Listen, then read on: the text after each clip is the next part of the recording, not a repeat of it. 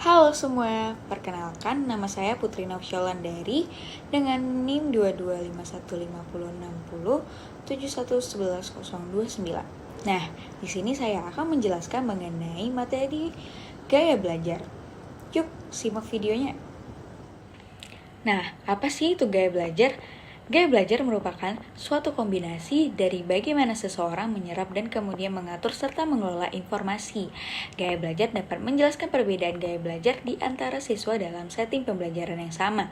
Gaya belajar adalah pola perilaku spesifik dalam menerima informasi baru dan mengembangkan keterampilan baru serta proses menyimpan informasi atau keterampilan baru. Nah, selanjutnya belajar pada manusia merupakan suatu proses psikologi yang berlangsung dalam interaksi antara subjek dan lingkungan dan menghasilkan perubahan-perubahan dalam pengetahuan, keterampilan, dan sikap yang bersifat konstan ataupun menetap. Pembelajaran dapat dikatakan efektif jika mampu memberikan pengalaman baru dan membentuk kompetensi peserta didik serta menghantarkan mereka ke tujuan yang dicapai secara optimal. Baik guru maupun siswa perlu mengetahui dan memahami gaya belajar siswa. Perbedaan individual berpengaruh pada cara belajar dan hasil belajar siswa.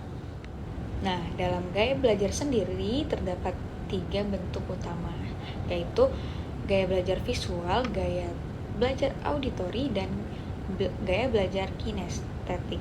Nah, di sini saya akan menjelaskan mengenai ketiganya. Yang pertama yaitu visual. Gaya belajar visual adalah orang yang memiliki gaya belajar yang membutuhkan gambar, grafik, diagram, dan visualisasi lainnya untuk memahami dan mengingat informasi. Mereka lebih mudah belajar melalui presentasi visual atau pengalaman langsung dengan benda-benda fisik. Nah, selanjutnya yaitu auditori, yaitu gaya belajar yang memiliki gaya belajar yang membutuhkan suatu suara dan percakapan untuk memahami dan mengingat informasi. Mereka lebih memilih belajar melalui diskusi ataupun ceramah daripada membaca ataupun melihat gambar. Nah, yang ketiga yaitu kinestetik, yaitu gaya belajar yang memiliki kebutuhan pengalaman fisik dan praktik langsung untuk memahami dan mengingat informasi.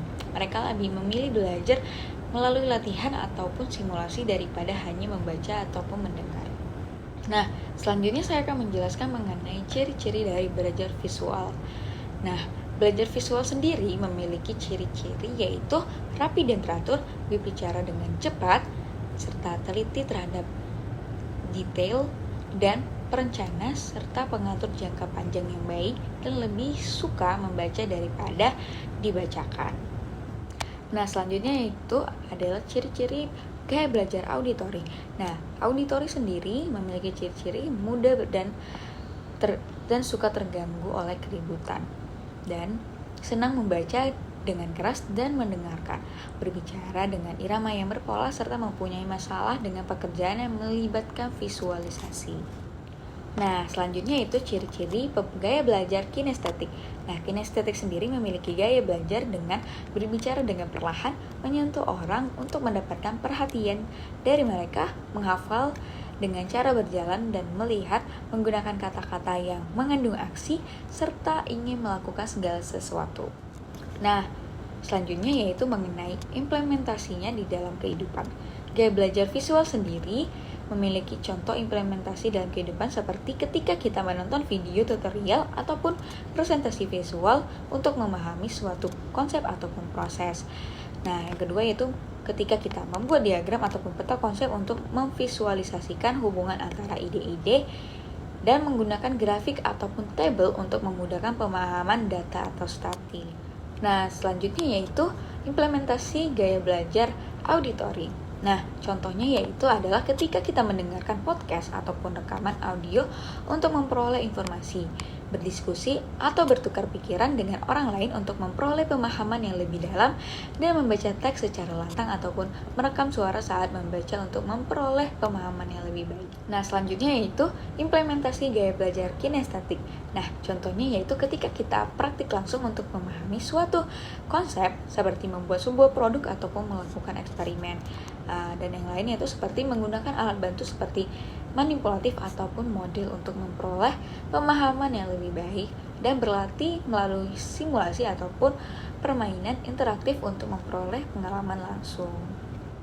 Nah, selanjutnya yaitu mengenai hubungan dan prediksi pada gaya belajar. Nah, apa sih hubungan dan prediksinya? Nah, hubungan antara gaya belajar dan pemahaman orang dengan gaya belajar visual cenderung mudah memahami gambar dan diagram, sementara orang dengan gaya belajar auditori lebih mudah memahami informasi yang disampaikan secara lisan ataupun melalui suara. Dan orang dengan gaya belajar kinestetik cenderung memahami dengan pengalaman langsung ataupun praktik. Nah, prediksi preferensi dari media belajar orang setiap itu berbeda-beda. Nah, gaya belajar visual lebih memilih gambar dan video, orang dengan gaya belajar auditori lebih memilih rekaman dan audio ataupun kuliah langsung, dan orang dengan gaya belajar kinestetik lebih memilih simulasi dan permainan interaktif. Nah, dan itu saja penjelasan mengenai materi gaya belajar yang dapat saya sampaikan. Sekian dan terima kasih.